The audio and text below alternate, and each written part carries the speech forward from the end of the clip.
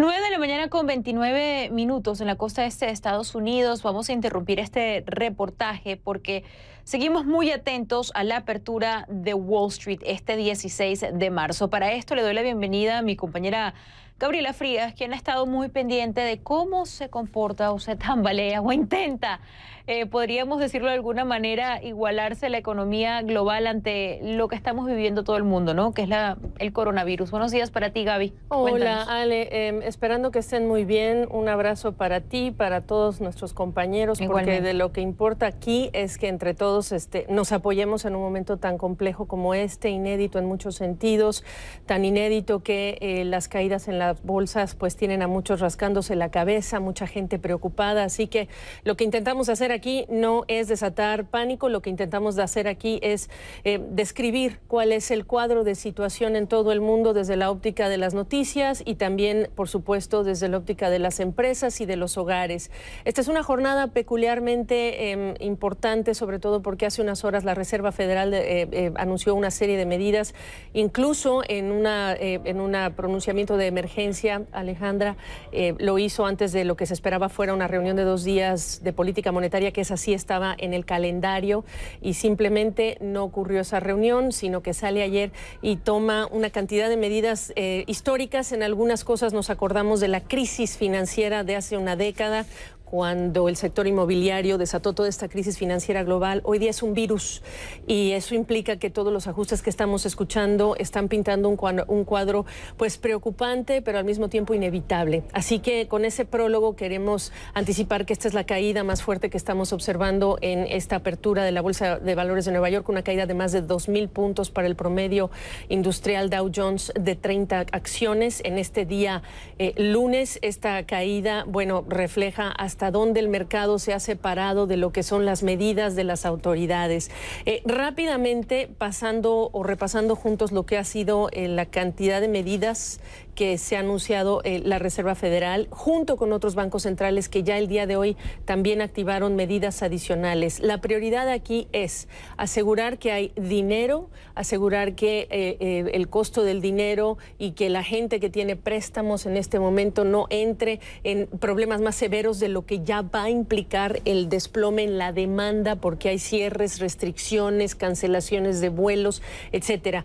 Aquí es cómo capeamos la tormenta, y eso tiene que ver con disponibilidad de dinero, disponibilidad de recursos para individuos, para hogares y para sectores. Y por un lado están los protagonistas, los médicos financieros y económicos aquí en este momento son la Reserva Federal, por supuesto, junto con todas las autoridades regulatorias y el Departamento del Tesoro y también el Congreso. Así que dentro de lo que ha sido las medidas de la Reserva Federal, además de recortar por primera vez o por segunda vez en esta crisis las tasas de interés, las recorta 1 punto porcentual, es lo que se hizo el día domingo, lo que se anunció el día domingo. También pone y libera, hace disponibles también créditos a las empresas, lo mismo que reduce a los bancos del país, reduce lo que es el costo de tomar prestado y les reduce los requisitos a los bancos para que tengan cierto nivel de reservas, que es un reglamento para todos los bancos. Cuando reduce ese requisito o esa regla, lo que hace es liberar fondos, y lo que quiere asegurarse es que haya dinero. Al mismo tiempo anuncia que va a estar comprando a partir de ahora, pero esto es programado, hasta 700,000 millones de dólares de activos, desde bonos del Tesoro hasta los activos que están respaldados por hipotecas, y entre otras varias medidas.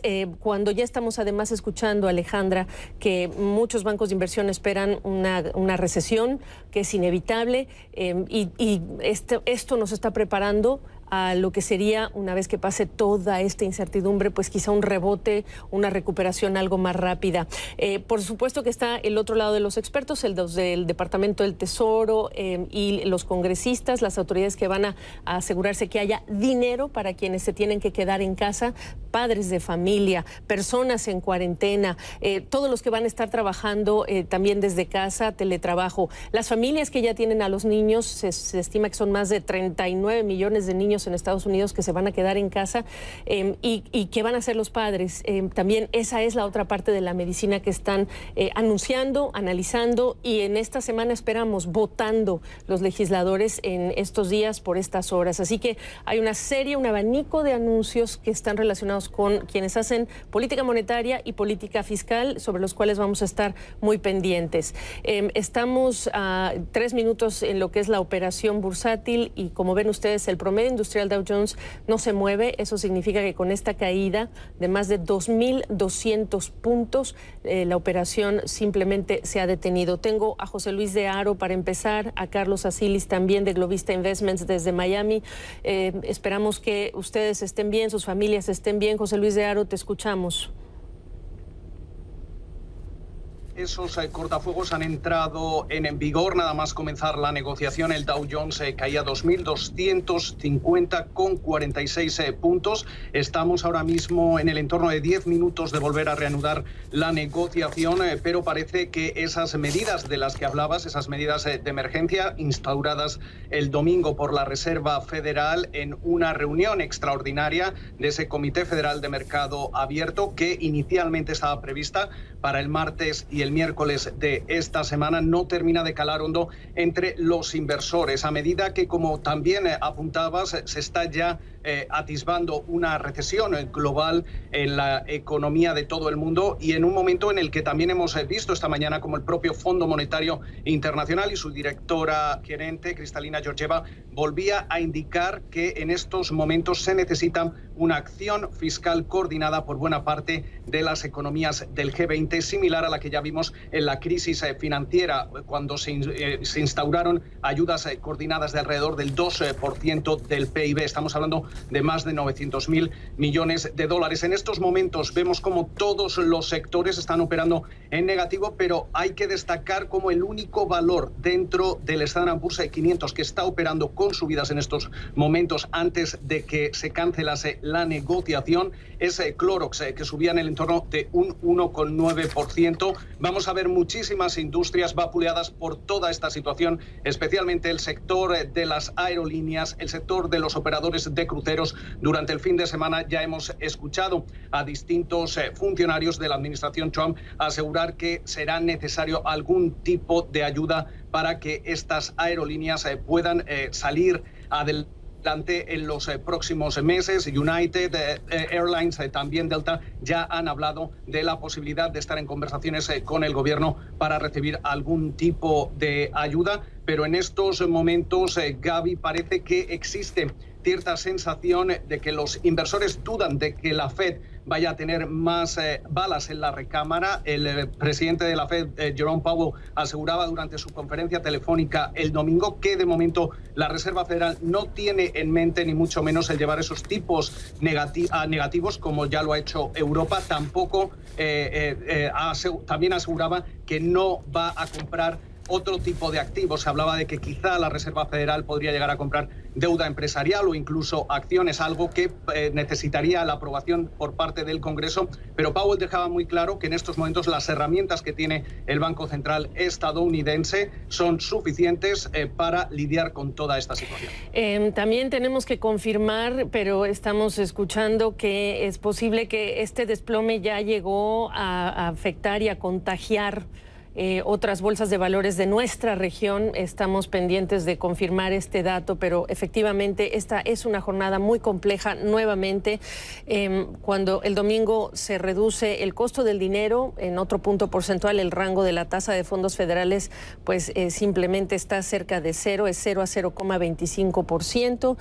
Cuando se ofrece pues más liquidez con esa compra de bonos que va a empezar el día de hoy, cuando la Fed, la Reserva Federal, le dice a los bancos comerciales de qué manera pueden ayudar a que se reduzca el pánico en todo lo que tiene que ver con créditos de corto plazo, cuando el día de ayer se anuncia una coordinación también de la Reserva Federal con otros bancos centrales del mundo, Canadá, Inglaterra, Japón, el Banco Central Europeo, Suiza y la Fed. ¿Qué significa esa acción coordinada? Que estos bancos centrales pueden tener acceso a dólares a cambio de su propia moneda. Es decir, aquí hablamos no de un mundo aparte, sino de cómo hacen las autoridades para mantener el dinero fluyendo y la confianza en medio de tanta incertidumbre, pues que la confianza no socave aún más esta situación. Carlos Asilis, ¿cómo estás? Ayúdame a traducir esto de la calle, lo que se ha visto en los últimos días, a lo que estamos viendo no solamente ayer domingo, sino este día lunes. ¿Cómo estás? Gabriela, efectivamente el problema de fondo aquí es la incertidumbre. Tenemos un problema de salud a nivel mundial, un problema que manifiesta una sincronicidad sin precedentes, a menos que nos remontemos a otras pandemias de hace muchas décadas. Entonces, este fenómeno de temor se traduce en un golpe muy fuerte a la demanda. El consumo de servicios en una economía mundial donde cada vez más dependemos del servicio de consumo, ya sea alimentos o ya sea visitar las tiendas, el ocio, el cine, etcétera. Todos estos sectores que usan mucho empleo, mucha mano de obra, pues obviamente están siendo vapuleados a un ritmo casi sin precedente. Entonces, ese es el impacto sobre la calle, es decir, la tasa de desempleo en algunos sectores que emplean mucha gente, pues obviamente van a verse afectados de una manera material. Que esa es la parte negativa, que es algo que está sucediendo en el mundo al mismo tiempo y que golpea sectores que hacen uso de mucha mano de obra. La respuesta, el lado positivo, o vamos a decir el paliativo aquí, es que la experiencia de China que hemos visto en los últimos 2 meses nos arroja esperanza de que en un plazo de 6 a 8 semanas veamos una estabilización, a una mejora importante en las tasas de infectados. Y eso, al igual que en los últimos días, en las últimas semanas, hemos visto un aumento en el nivel de pánico en la población mundial, veríamos en un plazo de semanas, de 6 a 7 semanas, una recuperación importante de la confianza del consumidor, con lo cual la economía comenzaría a normalizarse. Entonces, ¿qué necesitan los gobiernos hacer? Los gobiernos necesitan, obviamente, de forma directa, ayudar a aquellos que trabajan en estos sectores afectados, camareros que trabajan en restaurantes, dependientes que trabajan en cines, casinos, etcétera, a nivel de los empleados, pero también ayudar a la liquidez de esas empresas en esos sectores. Y en las medidas de ayer, que las resumiste de una forma muy comprensiva, y no las voy a repetir, básicamente están enfocadas a asistir tanto, particularmente a las empresas que están siendo mayormente afectadas en sus necesidades de liquidez y acceso a crédito. Por el lado del consumidor, pues hemos visto algunas medidas, pero entiendo que faltan más. Sí. Al igual que vimos en Hong Kong hace un mes, con un paquete de ayuda directa a los individuos, debemos de ver medidas parecidas en el caso americano, claro, donde individuos que trabajan en esos sectores reciban transferencias directas por un plazo de 2 a 3 meses para tener esa tranquilidad de sustentarse económicamente un plazo de 2 meses, que entendemos que va a ser suficiente para llevar a la normalidad. Tú trabajas desde casa con frecuencia, Carlos. ¿Cómo se ha alterado tu vida para que nos expliques un poco? Y después vamos a hablar de lo que vivió también José Luis de Haro en la Bolsa de Valores de Nueva York. Te escucho, Carlos. Claro, bueno, de noche trabajo desde la casa, estoy en la oficina ahora, pero estoy en una oficina aislada en este momento, con las pantallas y demás. Sí. La vida obviamente nos afecta a todos. Mi hijo ha regresado de la universidad, obviamente no puede trabajar, no puede estudiar in situ, sino virtualmente, y obviamente lo tenemos un poco alejado en caso de que haya traído el virus consigo. O sea que el impacto que percibo, ¿no?, que percato en la calle, pues obviamente es real. De nuevo, viendo los datos, entiendo que la experiencia en China y Corea arroja cierta luz. Sí. En un plazo de 6 a 8 semanas. Sí. Bueno, y esto, digo, no es un detalle menor, es el reflejo de lo que todos estamos viviendo, y por eso te pregunto a ti, José Luis de Haro, no sé si en el control pudieron tener acceso al video que muy amablemente nos grabaste para que la gente entienda que aunque la Bolsa de Valores de Nueva York está abierta, hay una cantidad de protocolos también que ya se están siguiendo para que efectivamente la gente que va a llegar a trabajar allí se aseguren que nadie pone a nadie en riesgo. Todavía no tenemos el video listo, pero platícanos, descríbenos y agréganos qué más está pasando. Sí, básicamente, Gaby, todos los empleados, periodistas y demás operadores que trabajan aquí en la Bolsa de Nueva York, nada más llegar, hemos pasado seguridad y se nos ha entregado un formulario con un bolígrafo en el que hemos tenido que rellenar, confirmar primero que no tenemos ningún tipo de síntoma, que no tenemos tos, que no tenemos fiebre, que no hemos viajado fuera de Estados Unidos en ningún momento durante las últimas 2 semanas y además que no tenemos contacto con nadie que haya estado contagiado por el virus. Después de rellenar ese formulario, se nos obligaba a quedarnos con el bolígrafo con el que rellenábamos dicho formulario y se nos tomaba la temperatura antes de poder acceder al edificio y al piso de las operaciones. También se nos ponía un sello en la mano. Puedes ver, no sé si se puede ver aquí, una estrella que se nos ha puesto en la mano a todos los que cumplíamos con los requisitos para poder entrar. Además, también durante el fin de semana, ya lo anunciaba la propia presidenta del NYSE, Stacey Cunningham, se ha realizado limpieza exhaustiva profesional de todo lo que es el piso de operaciones, también del resto del edificio, donde además los distintos empleados entramos y salimos por distintas entradas y salidas para tener el menor contacto posible entre personas y guardar sobre todo esas distancias. Bueno, vamos a ver rápidamente lo que es esta imagen que José Luis Diaro grabó, si lo vamos transmitiendo. José Luis, para que nos vayas repitiendo un poco, lo ponemos en pantalla, me dicen, ahí lo tienen. Estas son imágenes que grabó José Luis Diaro esta mañana con este personal, prácticamente mascarillas, batas. ¿Y cuál es el ánimo y qué cantidad de gente llegó hoy a la Bolsa de Valores de Nueva York en comparación con un día cualquiera sin que estemos en esa era del coronavirus, José Luis, para ponerlo en perspectiva? Básicamente lo que son empleados propios de la Bolsa de Nueva York durante los últimos días y las últimas jornadas, Gaby, muchos de ellos ya han empezado a trabajar desde casa, aquellos que no se les requiere presencia física aquí en el edificio. En lo que se refiere a los operadores, buena parte de los operadores que vemos a diario en una jornada normal siguen de momento aquí. Existe cierto ánimo en el que se intenta mantener la calma, en el que se intenta mantener la actividad de la misma forma para que no haya ningún tipo de pánico, a pesar de todas las caídas y los momentos de excepción que estamos viviendo, momentos históricos aquí en el piso de la Bolsa de Valores. Eso sí, tendremos que seguir viendo cuál es la evolución de toda esta situación, porque en el momento en el que pudiéramos ver algún tipo de caso dentro del edificio, todos estos protocolos seguramente cambiarían y se restringiría aún más la entrada a la Bolsa de Valores. Bueno, confirmamos efectivamente que la Bolsa de Sao Paulo interrumpió negociaciones con un desplome mayor al 12%, así que cuando esa caída es mayor al 10% se activan precisamente estas suspensiones o interrupciones de circuito, como se les diría en español.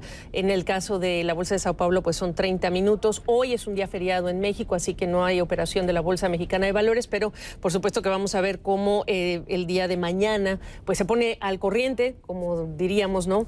Se pone al corriente en cuanto a la tendencia, y también estamos pendientes de lo que se va a anunciar desde Argentina, que esperamos sea el ministro de Economía que haga anuncios sobre medidas económicas. Estamos en este compás de espera, aunque parece que ya comenzó otra vez, ya se reanudó la operación de la Bolsa de Valores de Nueva York. Ahí está el promedio industrial Dow Jones. Tenemos otros índices para mostrarles en pantalla, pero vamos a marcar una pausa. Les pido a nuestros invitados que nos esperen.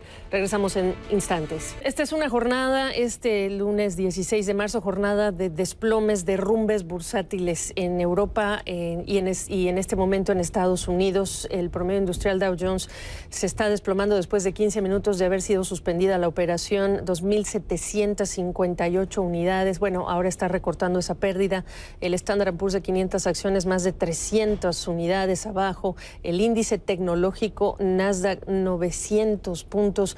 Esta es una jornada muy difícil y yo, Carlos Asilis, obviamente preguntarte, salieron las autoridades el día de ayer, falta sí el paquete de estímulo fiscal, falta que los especialistas fiscales salgan y digan qué más van a poner en la mesa para contener esta situación por el coronavirus. ¿Es eso lo que falta para que encontremos un piso, para que el ambiente sea diferente? Sabemos, por supuesto, que es un asunto inédito y que todavía falta que lleguen la confirmación de casos, pero que estén vinculados a que se aceleró la llegada de pruebas de kits acá en Estados Unidos para examinar y para hacerle examen observen a la gente y descartar o contener y dimensionar el nivel de infección que ha alcanzado el país. ¿Es eso lo que falta para ponerle piso a esta situación? Sí, Gabriela, evidentemente lo más importante es lo que has mencionado, es decir, el factor distintivo de lo que estamos viviendo es el nivel de pánico de la persona común y corriente en el planeta. Entonces, lo que falta por verse para recuperar el nivel de tranquilidad es que el mundo básicamente se dé cuenta que llegaremos a un tope en el número de casos, al igual que lo llegó China y lo ha llegado Corea. Y no solamente eso, sino que el número de aquellos afectados por el virus va a comenzar a declinar. Eso es lo más importante.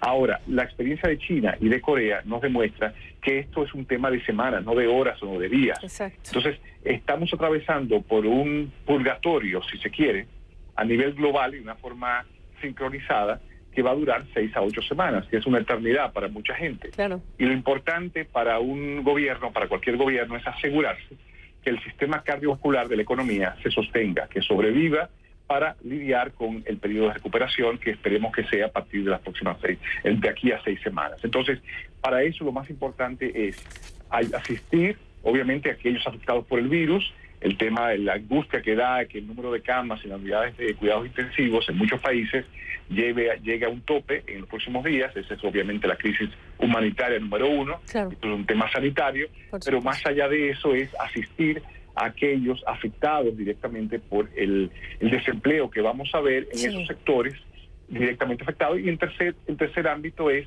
asegurarnos que a nivel sistémico que los bancos estén funcionando y que las empresas afectadas por esto, pues obviamente atraviesen por un periodo de asistencia, ya sea de capitalizar sus pagos de intereses, por ejemplo, Gabriela, aquellas empresas que estén atravesando por dificultades, que en vez de seguir pagando sus intereses y amortizar capital, quizás se les da un periodo de gracia de 3 meses, que entendemos que es un periodo más que suficiente para que este pánico desvanezca.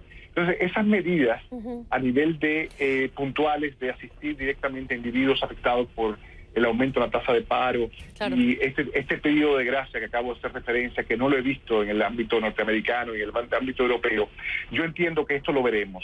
Yo he visto esto en crisis en países emergentes en los años 80, 90, que he atravesado y yo entiendo que lo veremos. Esto es novedad para países desarrollados que nunca han tenido esta crisis de paro súbito, se llama sudden stop, ¿no? En inglés, de un paro súbito en la condición de demanda, pero la historia lo demuestra, nos recuerda que estas medidas vienen y habrá luz, pero tomará 1 mes y medio y para mucha gente esto es mucho tiempo. Hay que armarse de paciencia si es escasa, hay que armarse de paciencia. El fin de semana quedó claro que mucha gente está buscando efectivo, eso queda claro. Súpers, de bancos, uno ve a la gente pidiendo, en lugar de meter su dinero en oro o pensar incluso en los metales preciosos, pues la gente incluso no les interesa el refugio de los bonos del tesoro, les interesa tener efectivo, por lo que se avecina que en algunos casos, en algunos estados de Estados Unidos ya son estas restricciones y suspensión de actividades. Carlos Azilis, te agradezco muchísimo que estés con nosotros el día de hoy. Esta es una jornada en la que hay que poner las cosas claras y decirle a la gente no entrar en pánico. No vienen tiempos más fáciles, pero no entrar en pánico porque la cosa se agudiza, desde ir a comprar suministros hasta también entrar en este momento a reacomodar portafolios de inversión. Carlos Azilis está en Miami y vamos a hacer contacto en unos cuantos segundos también con Jorge Suárez Vélez allá en Nueva York, pero para que tengan una idea de cómo se ve este día lunes 16 de marzo, pues hemos tenido otra cantidad de bancos centrales que han hablado de recortes de tasas o que inyectan liquidez. El Banco Central de China, Corea del Sur, el Banco Central en la India, por mencionarles algunos. Por otra parte, se continúan los anuncios de algunos cierres de fronteras o de pasos fronterizos en Europa y crece la lista de anuncios de aerolíneas que están pues ajustando y son de manera severa sus operaciones. Air France, KLM, entre 70 y 80% el ajuste en lo que es su capacidad, dejando en tierra además los aviones más grandes porque se ha desplomado la demanda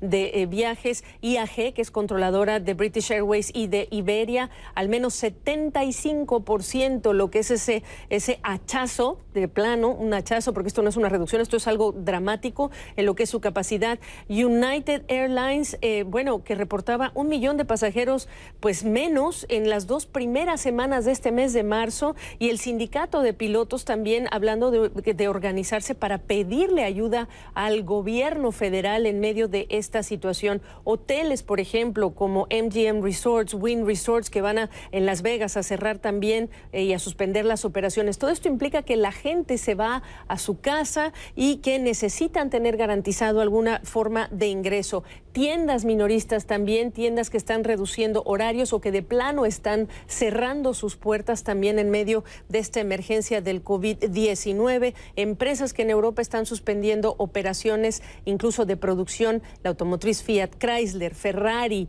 por mencionar algunos, en Italia y en Europa. Apple incluso cerrando algunas de sus tiendas fuera de China. Hay expertos que están pronosticando contracciones también importantes en China y en Estados Unidos.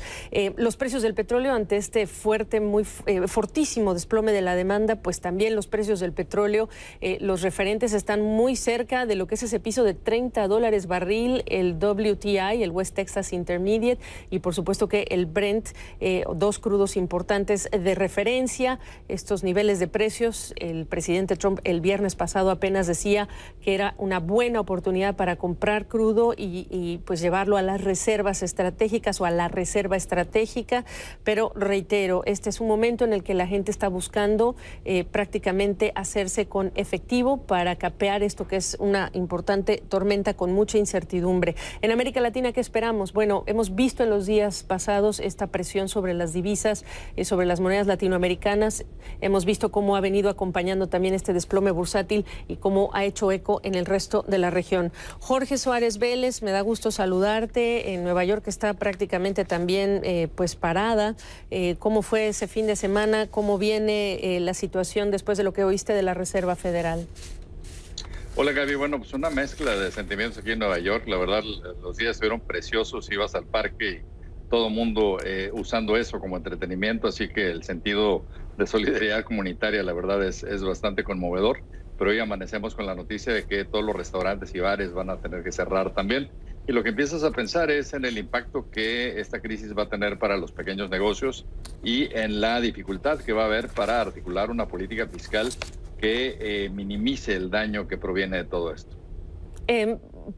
Explicarlo, Jorge, sería hablar de aquellas personas, el universo de trabajadores que no tienen digamos que paga por enfermedad, para empezar, el universo de trabajadores que tienen a los hijos en casa, en escuelas que, por ejemplo, familias enteras que dependen, en el caso de Nueva York, por ejemplo, de lo que sería la alimentación de sus hijos en las escuelas.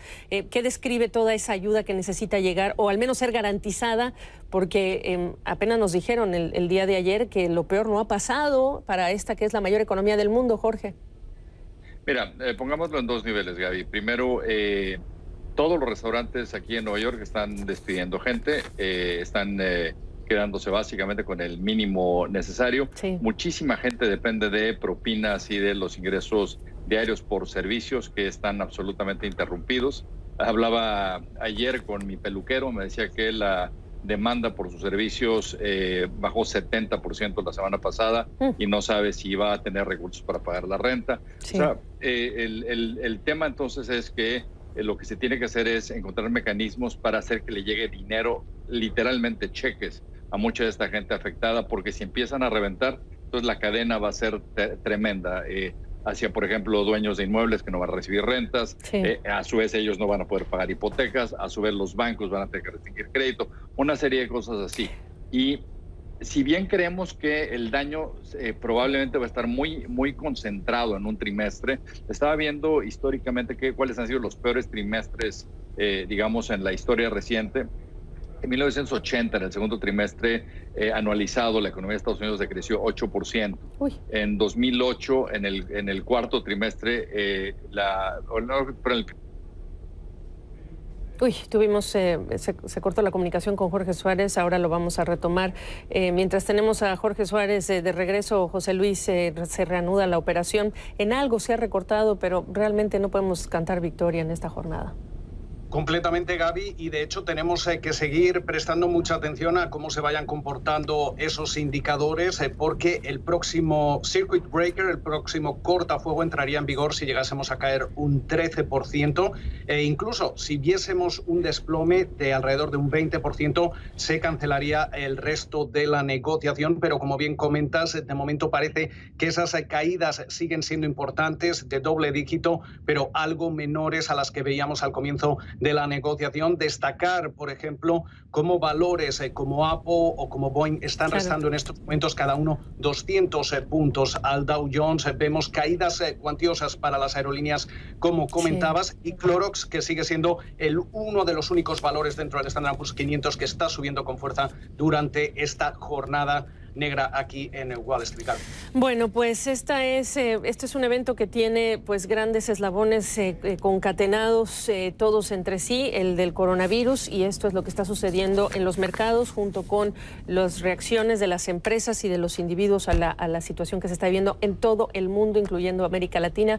No se despegue de nuestra sintonía. Gracias, Jorge Suárez Vélez, saludos hasta Nueva York. Gracias, José Luis de Haro, nos vemos más tarde, y gracias a usted por mantenerse informado con CNN en español. Regresamos en cualquier momento.